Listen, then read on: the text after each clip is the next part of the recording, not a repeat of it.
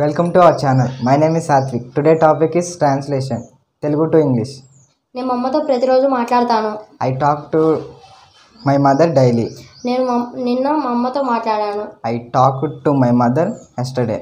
నేను రేపు మమ్మతో మాట్లాడతాను. I will talk to my mother tomorrow. నేను ఇప్పుడు మమ్మతో మాట్లాడుతూ ఉన్నాను. I am talking to my mother now. నేను నిన్న మమ్మతో మాట్లాడుతూ ఉన్నాను. I was talking to my mother yesterday. నేను రేపు మమ్మతో మాట్లాడుతూ ఉంటాను.